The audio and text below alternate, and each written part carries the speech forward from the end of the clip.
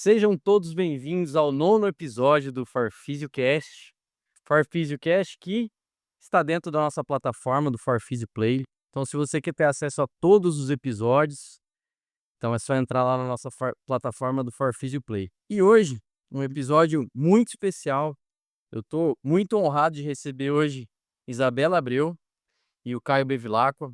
Vou apresentar rapidamente Isabela, que é 5 vezes campeã brasileira de pentatlo moderno, campeã sul-americana, campeã pan-americana e foi atleta olímpica agora, nos Jogos Olímpicos de 2024 em Paris. Isa, um prazer enorme ter você aqui com a gente. Valeu, Matheus, obrigado por me receber. Prazer estar aqui conversando com vocês e dividir um pouquinho do pentatlo com a galera. Show! E junto com a Isa, Caio, meu sócio aqui da ForPhysio, que foi head de performance da Isa durante um bom tempo aí dentro dessa trajetória da Isa dentro do pentatlo, que hoje quem é a head de performance é a Ana, que é uma das nossas físios aqui da equipe também. Mas, Caio, prazer enorme estar aqui. Eu acho que você vai agregar muito nessa conversa, porque talvez muitas pessoas pouco sabem sobre o pentatlo e muito menos ainda de como é toda a rotina dentro desse esporte. Fala pessoal, tudo bem com vocês? Independente do horário, fala boa tarde, boa noite, bom dia, né? Às vezes o pessoal vai ouvir outro horário. Prazer estar aqui, receber a Isa na nossa casa, que ela já é de casa praticamente, mas ela é a primeira atleta, né, que vem até o podcast, uma atleta olímpica. Então, quem é a porcentagem no mundo de pessoas que vão até umas Olimpíadas é baixíssima, né? Então, ela tem muita coisa a passar aqui, como a gente vai comentar sobre a área da saúde, sobre a rotina dela, sobre o próprio pentatlo, né, que é uma modalidade que as pessoas conhecem pouco, geralmente é a primeira pergunta que ela recebe: "O que que é isso?", né?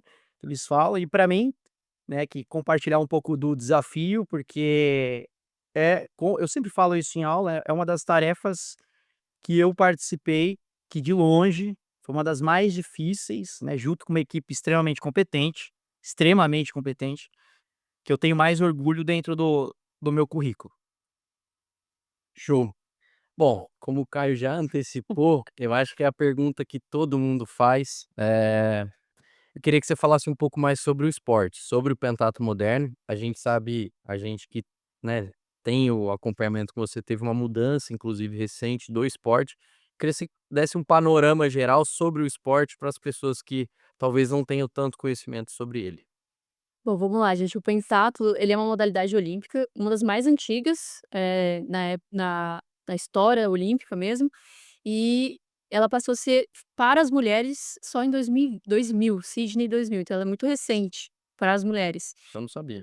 É curioso, né, tipo, há muitas modalidades em Sydney foi um grande movimento, assim, de buscar a igualdade de gênero dentro das Olimpíadas, e o pentatlo passou a ser olímpico para mulheres em 2000.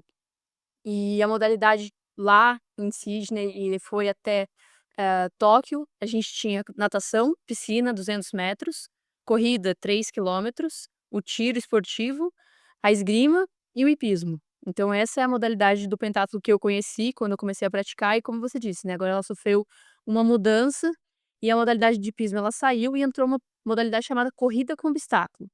Mas eu sempre digo que não sinto que a palavra realmente demonstra o que é, né, é uma modalidade com bastante força de membro superior, muita coisa aérea, então o atleta tem que pular, realmente tem que ter muita força, e uma força diferente, que a gente não tinha no hipismo, né, que o hipismo era uma predominância muito de membro inferior, então agora eu tô tendo que realmente me adaptar e me redescobrir aí nessa modalidade nova.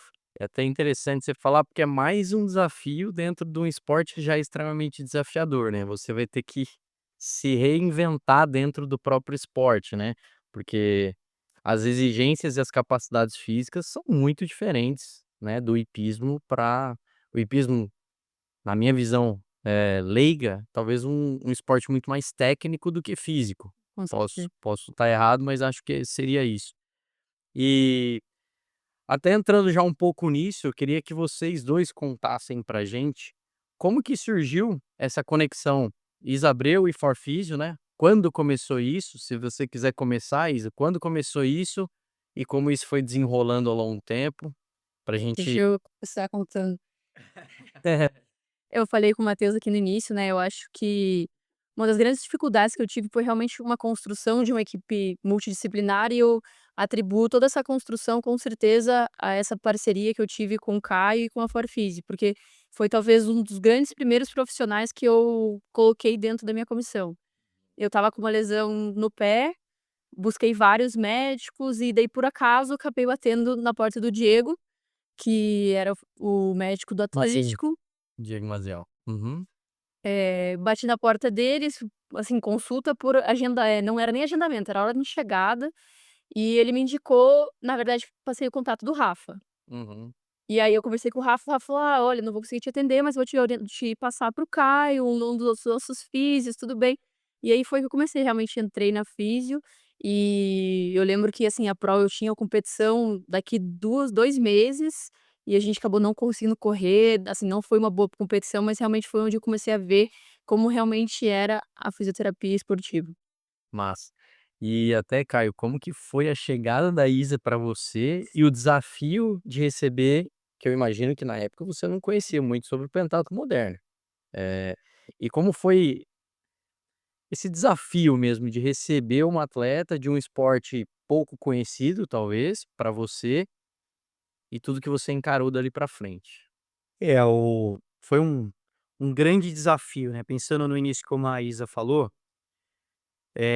conhecia ela através do que é o normal do que uma pessoa busca um físio, né, problema de saúde, dor, busca o físio, vamos reabilitar, né, que era ainda na Vicente Machado, né, Isa? Era a nossa na primeira viagem, né? Lá a Isa estava com uma possível fratura por estresse, né, Hum. e que atormentou inclusive ela ao longo dos anos isso, né, de formas diferentes, vamos dizer assim. E ali começou a minha história com ela como fisioterapeuta da Isa, né, e com toda a expertise que a gente já tinha no futebol, entendendo que era uma equipe multidisciplinar, e os anos foram passando, e eu ali atuando, ela vindo 1 ou 2 vezes na semana aqui, né. E aí a gente se reunia de forma esporádica com as pessoas que faziam parte da comissão técnica na época, né, porque o pentatlo é muito complexo, ele necessita de muitos técnicos, né, e técnicos de modalidades diferentes que precisam se conversar, que não era o que acontecia na época, né, nesse momento inicial. E aí, eu lembro que eu comuniquei pra Isa que eu ia sair do Atlético, lembra, Isa? Falei pra ela: "Ó, vou sair do Atlético e eu tenho uma ideia", né, foi mais ou menos assim, "tenho uma bem doido, "tenho uma ideia", falei: "Pô, qual que é?". "A ideia é que eu assuma a sua comissão como um coordenador, né, só que pra isso a gente vai fazer alguns movimentos, mexer algumas peças, vou trazer uma pessoa, tem que mandar uma outra pessoa embora, porque não vai fazer sentido, né, e você é uma atleta de esporte individual, você precisa tomar uma decisão, não sou eu, né, eu sou um guia, eu lembro bem de falando sobre isso de você que precisa, né, mexer as peças. Você concorda com isso? Lembra, Isa?". Sim. E falei: "Isso é vital". Aí falou: "Mas quando que isso vai acontecer?". Falei: "Amanhã". E eu saí realmente no dia seguinte, e a primeira ação que eu tive como, de falar rédea, mas fui o organizador da comissão, né, porque não tinha rotina, não tinha entendimento entre as áreas. Não, Eu lembro que eu me reuni com todos os profissionais aqui na clínica, eu chamei um por um. Treinador de esgrima, treinador de hipismo, o Rafa, veio um por um. Com a Thalita, que eu queria entender o que eles faziam por ela, para começar a entender como seria a semana ideal para ela, Perfeito. né. Então, a partir disso, eu acho que esse ponto foi foi uma grande tomada de decisão dela, que mudou a trajetória dela completamente. acho que abriu muita porta, assim, porque eu falei olha só que louco, né. Eu comecei treinando com o Caio, daí a gente estava conversando, porque a gente sempre conversa ali na sessão, "Putz, estava precisando de uma psicóloga", daí ele me indicou a Thalita. Aí Trabalhava conosco que eu no trabalhava Atlético. com vocês no Atlético, daí comecei a ir na Thalita. Aí eu falei: "Putz", na Thalita eu falei: "Nossa, tô precisando de um profissional de natação", daí ela pegou e me indicou o Léo. Então assim, as coisas foram se montando e cada um foi puxando aquelas pessoas que onde confiava e que tinha, né, a expertise que podia me ajudar, então realmente tudo partiu ali daquele início, e realmente essa mudança que a gente fez, onde a gente tirou aquelas pessoas que não estavam mais ajudando, não estavam mais contribuindo, e conseguiu, ah, unificar a conversa, os treinos, isso fez muita diferença, porque às vezes eu sempre ficava no meio, como atleta, um técnico puxava um pouquinho daqui, o outro daqui, e eu putz, acabava não rendendo porque você desgastava no treino. Acho que grande segredo do pentatlo, né, é a distribuição de carga que a gente fala, né. Então eu não tinha essa distribuição de carga organizada, então realmente começou tudo aqui. Mas acho que vale salientar também, apesar dessas pessoas terem mexido as peças, que é normal para um atleta individual, muda treinador, muda preparador físico, muda físico, foram pessoas importantes para a história dela, né, de reconhecimento do esporte na época, enfim. Acho que tem toda uma trajetória de mudança que faz parte do crescimento para o atleta. E aí foi vital, né, a comissão até o final ali para as Olimpíadas, né, a gente se reunia praticamente ou quinzenalmente, né, de forma remota, quando teve encontros presenciais com todos inclusive, que era o que é recomendado para qualquer atleta que tenha uma comissão, para que todos se entendam, né. Até, ó, falando de forma geral, o ideal para um pentatlo moderno é que seja um centro olímpico, né, que não é o que acontece, por exemplo, ela treinasse tudo no mesmo local, e de longe não é isso, aí a gente tentava encaixar a rotina ideal para ela, Baseado no meu se deslocamento. basear no deslocamento ela dirigindo o carro, né, que já era um controle de carga, saber o que era perto do que para construir a semana dela, né. Então, cara, foi um raciocínio extremamente difícil, né, É um de baita pensar. é um baita de um quebra-cabeça, né. Exato. Beleza. Porque assim, a gente por exemplo, eu nunca lidei com um esporte tão complexo, né, então lido muito com futebol, lido com atletas do tênis, que é uma modalidade onde a gente tem já muita dificuldade em controlar a carga, já não é fácil, não é fácil para todo mundo, assim. E aí quando a gente pega 5 esportes onde, queira ou não, cada treinador vai querer puxar um pouquinho a sardinha para o seu esporte, né, isso vai se tornando algo cada vez mais complexo.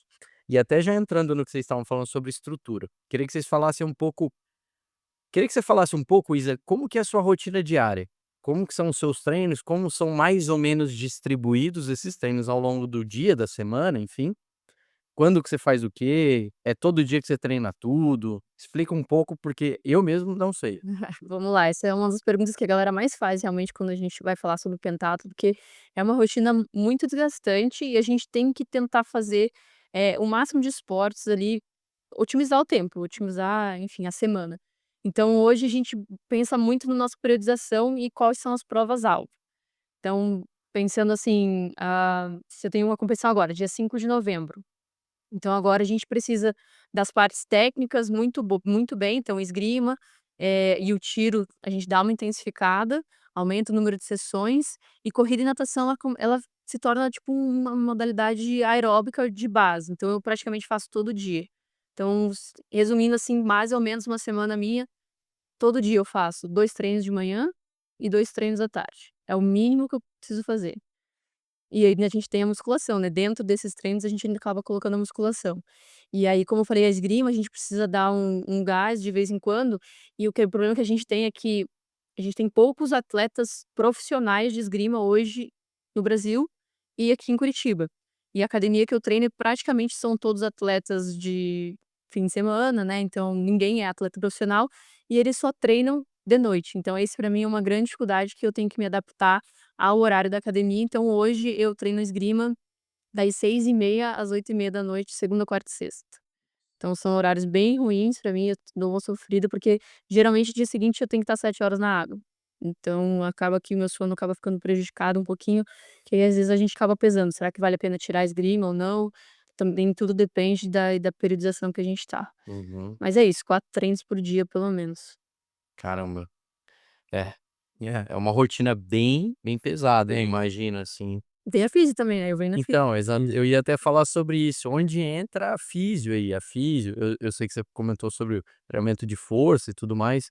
Onde entra a físio nisso, Caio? Como que é essa construção desse caminho? A físio, na época, né, acredito que é o mesmo raciocínio.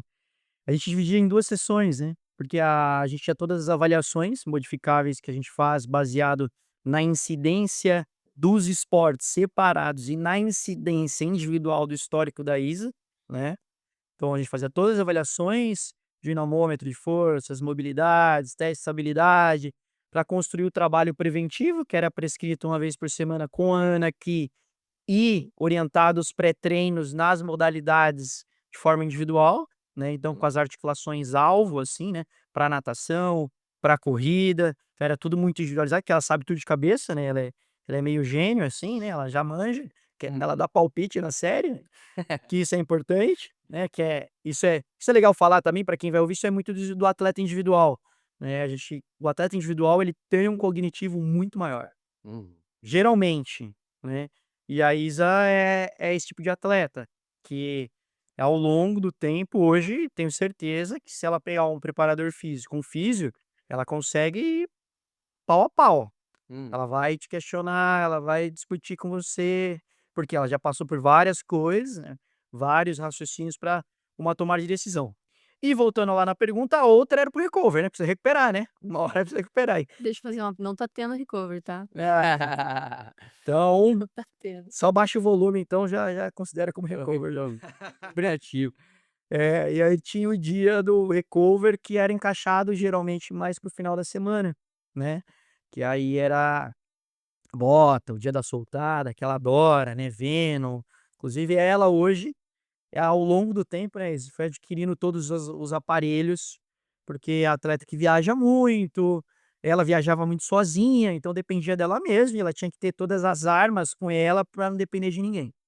Então ela funcionava mais ou menos nesse sentido, né. E aí os treinos de força mesmo, força e potência que tinham dentro da periodização, né, nos ciclos em si, o Léo que fazia, acho que ele faz ainda, casava com o pós-treino na natação, né. Então pra fa que era um dia também que encaixava na rotina dela ali para executar, devido que a natação fica dentro da academia, né, então já daria Ela para organiza. de potencializar essa atividade também. E era tudo muito bem descrito, né, no final estava tudo muito bem periodizado, acredito que se mantém hoje, porque tudo a gente teve uma das grandes viradas de chave, na minha opinião também, a gente tinha um fisiologista, né, que é o Rafa, que hoje ele é o cabeça da comissão, certo, Izzy? Sim. Rafa foi um cara que tinha uma experiência muito grande, que é o Rafa Macedo, do Hospital Constantini, Uhum. muito grande com esportes individuais. E ele tinha modelos de raciocínio excelentes. Então a Isa lá mesmo, no próprio Hospital Constantini, que ajuda muito a Isa, muito. Fazia todos os testes VO2, aerospiro, os testes cardiológicos lá dentro, que é super importante para mensurar todos os níveis, né, de como ela estava respondendo na parte cardiorrespiratória, para prescrever os treinos aeróbicos, né. Uhum. Então o Rafa foi um cara que ele que montou a tabela, inclusive foi fundamental para a gente começar a dar um norte na periodização da ISA, né. Então, a partir disso, por isso que eu dei essa volta, Claro. para entender aonde a físio ela entrava, Uhum. né, ou para fazer os treinos preventivos ou para proteger ela, né, Uhum. com recover e tal. Adicionar, tipo, hoje, né, como o Caio saiu um pouco na comissão, hoje eu faço fisio 2 vezes na semana, e daí, por causa da modalidade nova, é uma demanda muito grande de ombro, tá bem complicado. E eu tenho um dos meus técnicos, ele mora na Itália, um técnico de esgrima meu, e ele trouxe porque essa modalidade a gente já sabe que ela ia entrar no pentatlo desde o final de 2022. Então, assim, 2 anos ali até a Olimpíada, onde quem ia para a Olimpíada, como era o meu caso, né, tinha essa a possibilidade de ir, classifiquei e fui, não ia pegar uma modalidade nova, mas a galera mais novinha que já estava treinando. E ele trouxe essa coisa de muita lesão de ombro lá na Itália. Então eu trouxe isso pra Ana, a gente conversou com o Rafa, então uma das sessões que eu faço hoje é preventivo baseado em todo o meu histórico de lesão e a outra é específica muito da modalidade nova. Então, realmente a gente acabou deixando um pouquinho o recover de lado, lógico que no final ele sempre tem alguma coisa ou outra, mas tô super bem, assim, e eu sinto que realmente tá fazendo diferença, porque, a gente vê o relato dos outros atletas, todo mundo tá com esse problema. A gente tem uma atleta agora que recente fez cirurgia de ombro, então realmente tá bem demandante de É, mudou muito, né? É uma mudança muito brusca dentro do esporte. Você já pratica o esporte, é como se, sei lá, do nada o futebol começasse a usar o membro superior, né, para um atleta de futebol. É uma loucura isso, né? Até sobre esse assunto, eu achei interessante a gente falar sobre as lesões, né? Então, Isa, eu queria que você contasse eh, um pouco do que você mais sentiu de lesão, quais foram as lesões, assim, mais importantes que você teve durante o caminho. E eu sei que o Caio tem um case legal aí, que foi uma lesão muito próxima às Olimpíadas ali, né? Foi no último Mundial, que acho que é legal você contar pra gente esse caso aí, que foi bem interessante aí, como foi essa repercussão até ela chegar no Mundial. Bom, das minhas lesões, assim, a gente tinha um grande problema que era o hipismo, né, que era uma modalidade que acabava às vezes acontecia um acidente, a gente caía, então eu tenho algumas lesões sérias, assim, como eu falei, né, a fratura na bacia, que foi uma queda que eu tive no dia da viagem que eu ia, tipo, para o Quirguistão. Eu caí no dia da viagem, foi, tipo, absurdo, assim. Eu Nossa. viajei toda ralada, e aí a gente não deu tempo de fazer nada, a gente fez um raio-x, daí na hora não deu nada, a gente viajou, eu competi, voltei, fiz a ressonância, daí tinha dado fratura na bacia, enfim, Nossa. foi bem complicado essa lesão. Eu tive também uma fratura na S5, numa queda de cavalo, então assim, grandes lesões que eu tive, principalmente ósseas, foram por causa de contato do cavalo. Essa mudança, do esporte tem a ver com a questão de lesões ou tem mais a ver com a questão esportiva mesmo? Não, mais esportiva, muito Mais esportiva. política, acessibilidade, realmente foi uma decisão mais política. Eu acho também que, aí você pode dar a sua opinião, mas na época que eu comecei a assistir mais, falavam muito da questão, porque os cavalos eles são sorteados, né, na competição. Isso pode dar uma disparidade, queira ou não, entre os competidores, ou qual que é a sua opinião sobre isso? Não, acho que com certeza, eu acho que a Olimpíada, pô, você treina 4 anos e você ter um fator sorte, É. é meio injusto. Então, os cavalos não, por mais que eles buscassem os cavalos mais parecidos, os melhores cavalos, às vezes o cavalo acordou mal, igual toda pessoa acorda, ele é um animal, né, então, às vezes aconteceu, e já vi acontecer, realmente, a menina perder a medalha por causa do hipismo, e assim, então, acho que foi uma boa mudança, assim, vai deixar tudo muito mais justo, porque agora pista de obstáculo é tempo, como as outras modalidades, né, quem faz mais rápido ganha mais ponto, então, Uhum, é pura habilidade individual de cada atleta. perfeito. Mas voltando à questão das lesões, né, e aí o Caio vai falar agora um pouquinho sobre essa lesão. Eu tenho um grande problema com volume de corrida, e meus ossos são muito fraquinhos. Eu acho que é isso. Mas eu não consigo colocar muito volume de corrida e toda vez que a gente tenta passar um pouquinho do ponto, eu De começo, mal. com dor, edema, e aí faz ressonância e, enfim, acaba tendo que parar um pouquinho ou não. E aí foi essa história meio triste aí pré-Olimpíada que Uhum. Conta um pouco, Caião, desse Foi case pré-Copa aí. do Mundo ali, né, Isa, aquela eu estava lá fora, eu estava era o lá camping na fora. Itália. Isso. Eu fiquei um mês lá fora, eu estava lá fora e comecei com a dor lá. É. E aí mas foi pós a fratura também que a gente subiu a carga rápido da corrida, fratura do sacro, né. É, exato.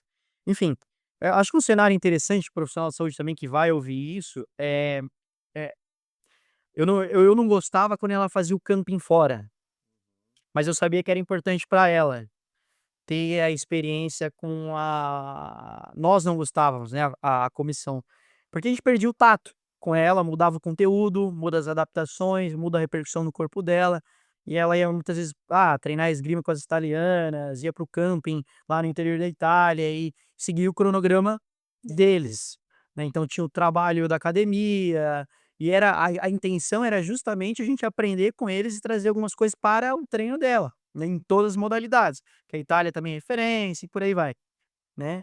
E aí, em um desses muito próximo já, ela já estava classificada para Paris já, eh, foi pré-Copa do Mundo, eu lembro você mandando a Isa mandando uns vídeos, falou: "Olha, tô com uma dor aqui", né, apontando para o fêmur aqui no caso, na região do colo do fêmur, ela fazia: "Eu tô com dor pra fazer esse movimento", ela fazia flexão e uma rotação interna do fêmur, né. Hum. E: "Olha, tô com uma dor em repouso", eu falei: "Ai meu Deus, não é possível". E isso, como eu tinha dito, ela tinha tido uma fratura que era inesperada com a queda do cavalo antes, né, no sacro, na região sacral. Eu lembro desse. Estava numa fase de periodização importante de aquisição de carga, e aí a gente tem que regredir, né, para a gente progredir um pouco mais rápido, mas foi um consenso entre todos, né, que a corrida ia ter um volume um pouco maior. Mas aí acabou acontecendo o que ocorreu, ela voltou para o Brasil, foi diagnosticada ali com uma fratura por estresse na região entre o colo e a diáfise do fêmur, né. Tudo muito rápido, a gente tomou uma decisão muito rápido de adaptar os treinamentos dela, porque faltava o quê? 12 semanas ali, Isa? É, Umas 12, né? perto da Olimpíada. Pra Paris mesmo. Detalhe, né, isso eu falei, né, o resultado da ressonância eu peguei no dia do meu aniversário, foi dia 22 de maio, e eu viajei 2 de agosto pra Olimpíada, então, tipo, Nossa. 2 não tinha 13 semanas. 13 semanas ali a gente já se reuniu, eu lembro eu, o Rafa e o Fernando, médico de esporte, né, porque já fazia os exames para ler o exame, ver o que tinha ocorrido, inclusive já para adaptar os treinos, né? O que vai fazer sentado, o que dá para adaptar para a gente manter ela ativa, né? Isso é muito importante, né, para o atleta ter pessoas, uma comissão que tome uma decisão rápida, que é o que a gente acabou tendo, que não tinha antes, que, cara, foi muito rápido para entender. Quando a gente ia começar a progressão de carga na corrida, quando ela fazia as primeiras exposições, a gente sabia que ela não chegaria no nível ideal de carga externa na corrida nas Olimpíadas. Né? Então, enfim, isso ela já estava ciente, mas foi um caso assim que quem trabalha com atleta de alto rendimento precisa tomar uma decisão muito rápido sobre tudo isso, que afetava todas as modalidades em si, né. Isso bom que a gente acabou treinando mais tiro também, né, Isa, lembra? A gente triplicou a carga do treino de tiro. Na verdade, foi engraçado que quando a gente diagnosticou e eu comecei a treinar, a gente adaptou os treinos, eu estava treinando mais, porque eu corria na água, aí eu fazia bicicleta e aumentei, tipo, muito mais meus treinos. Eu O falei: volume de "Espera". horas estava muito Não, maior. estava muito maior, que a gente tentou, assim, de todas as formas, realmente não perder a capacidade aeróbica, né, nadava mais, fazia tudo mais para tentar compensar essa falta da corrida, do impacto, né. Isso é muito interessante que vem aquela frase clássica, né, que reabilitar é treinar na presença de uma lesão, né, e isso expõe, assim, de uma forma muito clara de que a Isa não podia parar. Ela tinha pouco tempo, era a competição da vida dela, né, que ela se preparou durante muitos anos, né, foram quase 2 ciclos completos para ela chegar naquele momento, para chegar em Paris, para performar da melhor maneira possível. Então, assim, é muito interessante que é aí que as pessoas às vezes não entendem a complexidade que é de trabalhar com um esporte de alto rendimento, e Sim. ainda mais com o esporte na complexidade da Isa. É muito legal vocês falarem isso, porque isso traz um pouco as pessoas para essa realidade do que é o esporte de alto rendimento. Então, por exemplo, uma pessoa normal fez uma fratura por estresse de colo fêmur, o que que você vai fazer? Cara, dá um repouso para ela, dá algumas semanas ali para ela se recuperar, pode até fazer um treino de membro superior lá 2 vezes por semana, e tá tudo bem. Não é o caso, ainda mais ela é muito, Sentido. muito próximo das Olimpíadas, né. Sim, sim, foi um episódio bem marcante para mim, para Ana, para todos, né. A gente não esperava, mas ela acabou chegando da melhor forma possível e se sentiu bem na Olimpíadas, né, Isa? Corri na areia a prova inteira. É verdade. Foi areia a prova inteira. É, não, assim, eu sei que foi o melhor que a gente pôde, né, então realmente tentei de tudo, a gente fez o que tinha e o que não tinha pra fazer, então não tem muito o que reclamar, era o resultado que eu conseguia fazer, mas deixar claro que se eu tivesse que correr no dia seguinte, eu ia correr, né, eu descobri a fratura no dia do meu aniversário, se a Olimpíada fosse no dia seguinte, eu ia correr também. Ah, sim, com certeza. Aí eu queria até entrar num outro tema que eu acho bem interessante. A Thalita, né, que é a sua psicóloga, eu acho que ela teve um papel e deve ter até hoje um papel fundamental dentro de todo esse processo, que é, eu sei que você esteve muito perto de conquistar uma vaga no primeiro ciclo e acabou não acontecendo.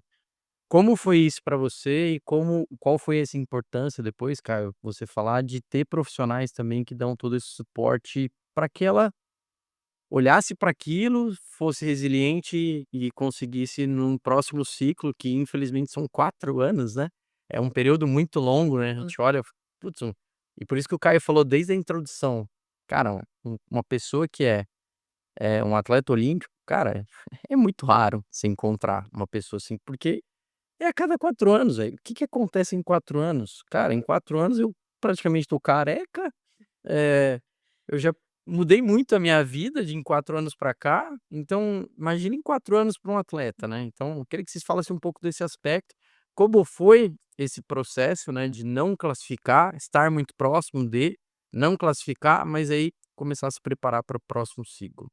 Então essa não classificação ela aconteceu em 2019, né. E eu comecei a praticar o pentatlo em final de 14, início de 15. Então, depois, assim, lógico que não foi na hora que eu fiz todas essas reflexões, mas com certeza com a ajuda da Thalita foi cara, eu era muito crua. Eu era muito crua no esporte. Eu não tinha a mínima ideia quem eram as minhas adversárias. Eu fui para o PAN, tipo, como franca atiradora, assim, vou classificar pra Olimpíada, que eu nem sei o que eu tô fazendo lá, entendeu? Tipo, então eu acho que isso foi uma coisa que eu trabalhei muito com a Thalita depois, assim, a minha f eu era muito, muito nova, não tinha experiências praticamente nenhuma, até foi um dos dados que a gente levantou junto, né, eu e o Caio, a gente fez uma conta de quantas competições a Kate French, que era uma grande atleta de referência, ela tinha feito no ano. No ano ela competiu mais do que eu competi a minha vida inteira. Caramba. A gente fez esse levantamento desse cara, é absurdo. Então a falta de experiência realmente foi o que eu acho que me levou a essa não classificação. E como eu estava falando que no dia seguinte eu não classifiquei, no dia seguinte eu tive que competir de novo.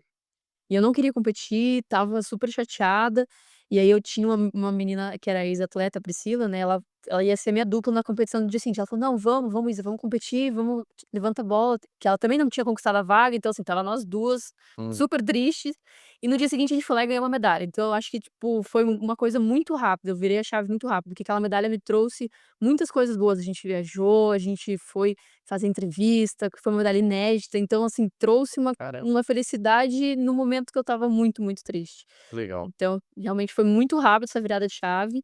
Não foi a única vez que eu pensei em desistir do pentatlo, né, que o pentatlo não é fácil, a gente pensa diversas vezes, mas eu tive muita sorte, assim, de ser tudo muito rápido e essas reflexões com certeza vieram com a ajuda da Thalita. Show. Caião, como que é esse trabalho transdisciplinar, vamos dizer assim, e a importância talvez desse aspecto mental para um atleta, Sim. individual, né? Acho que o primeiro mérito, primeiro não, o maior de todos é o dela, né, ela como pessoa, como ser humano, porque o esporte individual ele é ingrato, né, e se você não tiver essa capacidade de olhar para você mesmo e tentar novamente e ser resiliente ao erro, como ocorreu algumas vezes, e como é você para os esportes individuais. Cara, a gente tinha a a number one para ir até as Olimpíadas, que era o PAN, e aí o number two era o ranking olímpico, que a gente sabia que era muito mais difícil. Então, ou seja, ela estava fazendo um ciclo para uma competição. É duro, 4 anos. né, a gente e realmente isso é pesado. E aí o mérito de autoconhecimento, eu diria, é do próprio atleta, né, então ela mesma tem uma capacidade gigantesca, né.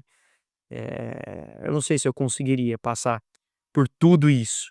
Porque é interessante se falar, as pessoas não têm ideia de que as pessoas acham que você começa a se preparar no um ano antes das Olimpíadas, né. E na Sim. verdade, cara, você nunca parou de se preparar, né. E vou dar um exemplo, assim, que eu vi algumas vezes, tipo, você vai para o treino.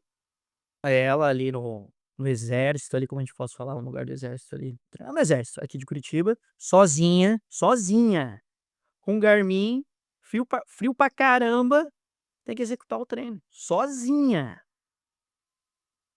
Difícil? Ah, isso é foda. É, é complicado. Hum. Então, ela fez tudo isso e conseguiu. Então eu acho que essa etapa aí é o próprio mérito dela mesmo, que realmente é fora do padrão. Uhum. Bem, se ela fez isso com isso, imagina se ela tivesse estrutura toda mesmo, Uhum. né. Pô, você consegue extrair muito mais o atleta, Uhum. né, treinando 2 períodos de manhã, tendo um hotel para dormir e treina à tarde, né, que seria o ideal, né. Sem ter esses Exato. deslocamentos. E aí eu acho que outra parte muito importante que ocorreu para o ciclo, falando da não classificação e a classificação, é a profissionalização que teve da comissão mesmo, né. Uhum. Então, por exemplo, na época eu lembro, né, que eu meti o louco de falar: "Pô, me passa o telefone da Iane, do França lá, que eram os treinadores", que a Iane foi bronze em Londres, né.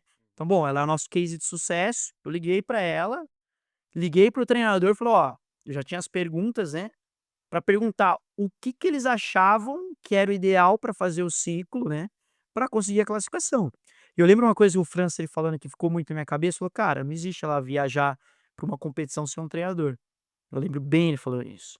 E aí, nesse ciclo que ela consegue ir, é o ciclo onde ela consegue levar com vários incentivos, né, inclusive da as bolsas Pro Esporte, que é do governo do Paraná, que ajudou muito e ajuda, acredito, os treinadores para estar lá, porque se o treinador não tá na competição, que é o principal, né, alvo, quem que vai corrigir ela? Que é o passarinho? Não tem como, ela ter Sim. um feedback, né, de olha, né, e esse olhar do treinador que estavam indo, eh, vários detalhes foram cruciais, né. Uhum. Então, eu acho que essa profissionalização que teve, ajudou muito, né, a dar mais norte aos treinos e às competições, né. Tipo isso. Não, fez total diferença, foi o que o Caio falou, a partir de 2022, né, a gente teve a questão da pandemia, 22 eu não viajei mais sozinha. E eu comecei a gente viajou 2022 eu passei praticamente o ano fora, a gente fez milhares de competições, eu nem eu mais aguentava competir, mas foi isso, porque a gente precisava de experiência, a gente estava tentando conseguir chegar num lugar onde a gente, né, às vezes não tinha experiência pra estar lá. Então realmente a bagagem de competição foi me trazendo deixa uma coisa legal que eu sempre falo, 2022 foi um ano que eu mais competi. E no final do ano, cara, eu me sentia pertencente àquele ambiente.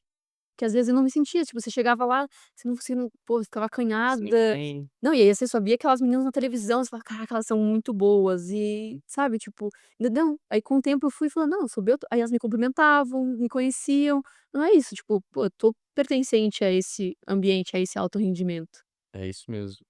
Até entrando já um pouco, nessa parte da parte de incentivos, parcerias, eu sei que, o esporte no Brasil, fora o futebol, que, né, tem muito dinheiro envolvido, a maioria dos outros esportes o incentivo é baixo, né. E eu imagino que seja o caso do pentatlo também. Eu quero que você conte um pouco, eu sei que o Caio também teve uma participação durante um tempo na busca por parceiros também, acho que pode ter outras pessoas envolvidas, mas como foi essa busca, até para conseguir isso tudo que você está falando agora, de conseguir levar um treinador nas competições, de melhorar às vezes alguma coisa da sua estrutura, o seu poderio financeiro também, porque a gente sabe que isso é extremamente importante, né. Como foi tudo isso? Como é tudo isso até hoje, dentro da sua rotina? Então eu fui atleta do exército por 8 anos, né, então isso é uma coisa bem legal, as forças armadas, o exército, a marinha aeronáutica, elas abraçam os atletas de alto rendimento. Lógico que você precisa mostrar resultado, é um contrato anual, então renovação, você tem que realmente dar resultado, eles renovam com você. Daí é legal que você ganha o seu saláriozinho, uma coisa que tá ali todo mês tá na conta. Mas a gente realmente, assim, eu acho que os atletas dos esportes pequenos, eles acabam vivendo dessas bolsas de governo federal, governo estadual e municipal, né. Então hoje eu tenho todas essas bolsas, e a gente tem esse projeto grande que o Caio falou que é o ProEsporte, né, e é um projeto aqui do governo do estado do Paraná, onde os atletas eles aplicam um teto de até de R$ 300.000, e a gente abate o imposto do ICMS das empresas. Então uma empresa ela passa uma porcentagem do ICMS para o atleta. Ai, que legal. E uma das contrapartidas que a gente faz é divulgar as empresas. Então assim, pô, a empresa já ia realmente retornar esse valor de imposto para o governo, então ele passa para um atleta, onde que o atleta vai divulgar a marca dele, né. Então na falando aqui pra você faz muito sentido, mas você não tem ideia da dificuldade que é conseguir empresas que realmente querem doar essa parcela do ICMS. É, tipo, assustador. É bem complexo, e é isso, assim, as pessoas têm muito medo, questão de declaração de imposto de renda, mas é tudo realmente muito burocrático, os atletas têm a gente tem contrato, a gente tem cartas de captação, então e a prestação de contas é absurdamente difícil, é centavo por centavo, eu já tive que devolver R$ 2,26, eu juro pra você. No último projeto eu tive que devolver pra eles, porque não estava batendo a conta, eu falei: "Não, então tá, então eu devolvo", devolvi. Então realmente é bem complexo, e a gente tem essa grande dificuldade que é as empresas privadas chegarem diretamente no atleta, sem esses projetos, né, porque, eh a gente não é influencer, né, a grande dificuldade do atleta hoje é que ele às vezes acaba eu falei, treino 2 vezes de manhã, 2 vezes de tarde, que horas que eu vou ter tempo para criar um conteúdo? E aí, hoje a gente tem os influencers, você manda um press kit lá, né, coloca, sei lá, 5 barrinhas.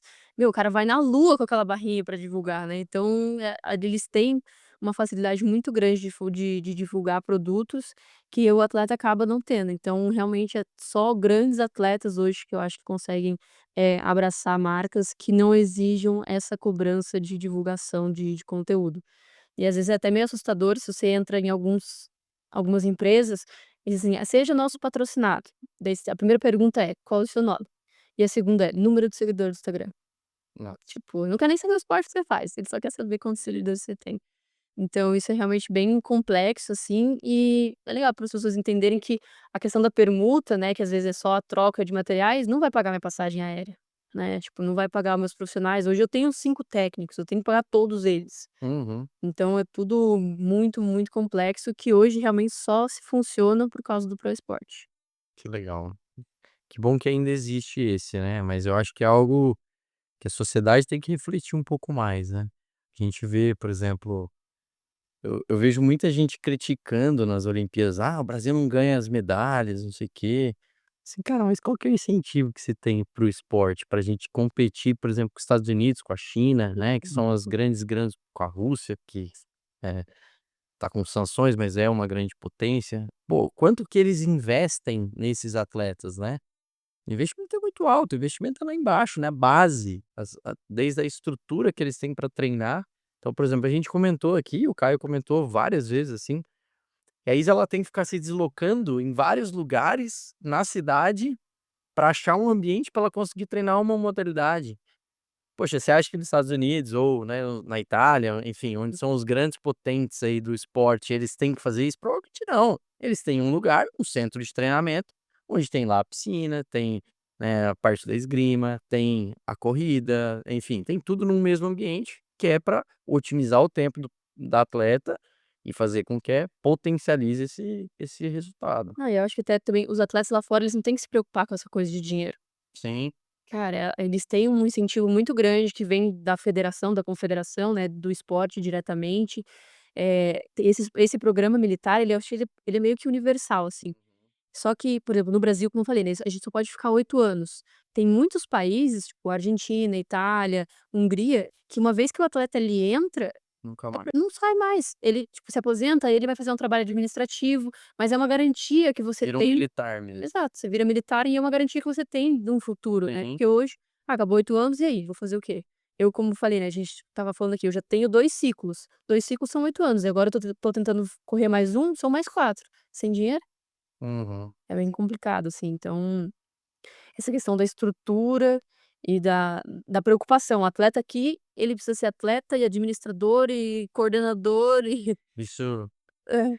Você imagina um jogador de futebol, Caião, Ah, fazer tudo não isso. consegue, né, cara? Não consegue nem dar um passo, né, por isso. Não dá, não dá. É, realmente essa parte sempre foi uma discussão nossa ali, né, de tentar meios de facilitar, né. Até a rede social na época, aí foi um projeto, ela falou: "A gente tem que melhorar, vamos melhorar a sua rede social, porque se classificar para Paris, talvez vão aparecer alguns incentivos e vai facilitar", como acabou ocorrendo, né, Isa? É claro que numa proporção bem diferente, mas acabou tendo alguns retornos ali, e realmente não é fácil. Eu via todo o esforço que ela fazia de planilhas e entendimento de raciocínios que a gente fazia de fulano ganha tanto, não deu Uhum. tanto, eu vou dividir com tanto, a física tanto. Muito complexo, muito mesmo. E por isso tudo, né, acho que a classificação ela se torna mais especial ainda, Com certeza. né, por todas essas dificuldades que ela teve, tem, né, eu acho que o mérito é muito maior, né, muito maior mesmo. Show. Isa, partindo para o final aqui, eu queria deixar uma reflexão aqui para todo mundo, queria que você fizesse, né, uma reflexão, desse palavras finais aí, algum recado que você queira deixar para as pessoas que pouco conhecem você ou pouco conhecem o esporte, ou até que praticam outros esportes, talvez de menos expressão, que não tenha tanto incentivo. E que eu tenho certeza que você, se já não é, vai ser uma pessoa que vai ser uma referência para essas pessoas, com certeza. Bom, a gente pensando nessa questão de referência, falando, assim, diretamente com atletas novinhos, né, eu acho que a gente tem, muitos atletas aí hoje estão buscando diversos esportes e acho que o incentivo ele tá chegando. Eu acho que o atleta ele tem que ser muito decidido, eu acho que decisão é uma palavra muito boa para qualquer atleta. A gente não tem motivação todos os dias, mas a gente tem o poder de decidir se a gente vai fazer ou não. Então, como o Caio falou, né, pô, estava frio, eu estava lá sozinha, então realmente eu decidi fazer isso porque eu tinha um sonho maior. E pensando muito na parte da física, eu acho que é muitas a pessoas que vão buscar isso aqui, a importância que a físio teve na minha construção como atleta, como pessoa. Como o Caio falou, eu sou muito curiosa, eu gosto de entender as coisas. Volta e meia eu tô com uma dor em algum lugar, eu digito lá: "Tô no anatomia do ombro", daí eu vou ver onde que talvez eu esteja doendo.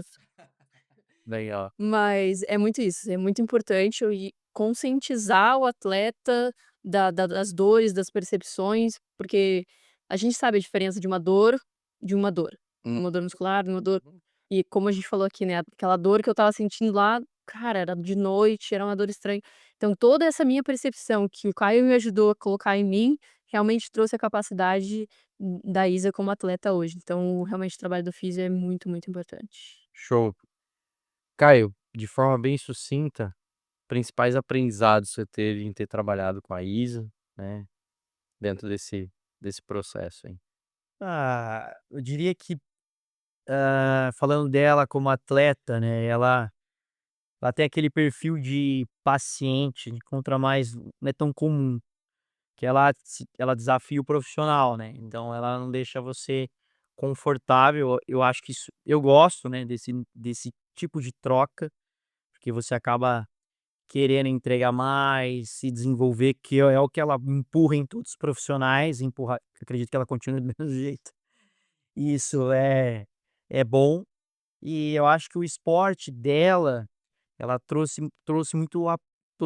muitos aprendizados para mim, porque, cara, se buscasse hoje até deve ter mais, tinha literatura zero, né, sobre o pentatlo. Uhum. Então, a gente pode dizer que a gente criou uma metodologia, uma periodização do nada. Eu lembro que eu falei uma frase pra ela, eu falei assim, quando a gente ia fazer toda essa mudança, eu falei: "Cara, eu não sei onde isso vai dar não, mas eu acredito que o caminho coerente é esse. Não sei se vai se classificar, lembra? Sim. Não sei, mas a base é isso, não tem nem isso, que era organização, planejamento, né. Então, eu acho que isso, né, acho que falando de alguns cenários, a minha intuição estava correta, Com certeza. né, Sim. porque acabou conseguindo. Uhum. Show de bola. Bom, para finalizar, Isa, deixa seu Instagram para as pessoas que ainda não te conhecem começar a te seguir. Isso é bem importante, galera. É isa.abreu22. Segue lá no Instagram, curte meus comentários. Nossa, é importante demais pra gente. É, segue lá que a Isa tem postado bastante coisa, né, ela tem alguns conteúdos muito legais, inclusive sobre esporte, um pouco do que aconteceu, de tudo que ela já passou, é bem legal o Instagram dela. Caião, seu Instagram, para quem ainda não segue. Caio Bevilacqua Físio, né, Instagram muito louco. Se você gosta de pessoas doidas, né, então você vai gostar da minha página, que eu não sou físio padrão, caixinha, não é comigo, não gosto de ser conservadorzinho. Mas enfim, quem gosta lá, eu tenho algumas ideias brincando com vocês aqui, mas umas ideias legais sobre físio, sobre um pensamento moderno da físio, né, como eu falo, né, Uhum, uhum. para chamar a atenção das pessoas. E tenho certeza que esse podcast aí vai ajudar muitas pessoas e atletas que vão ouvir também.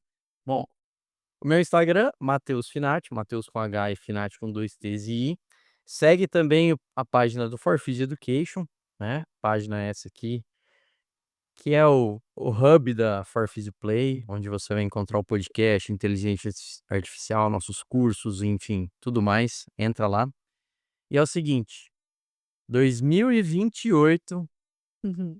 vamos ter Isa Abreu nas Olimpíadas ou não? De Los Angeles. Em Los Essa Angeles? é a ideia. Como você falou, né, não é de um dia para o outro, mas a gente tá buscando a classificação. Ah, eu tenho certeza que a gente vai estar lá, nós, junto com a Isa, torcendo igual a gente torceu aqui, eu lembro, na TV ligada aqui na nossa clínica, acompanhando a Isa lá, e vai ser assim em 2028 também. Grande abraço para vocês e até a próxima.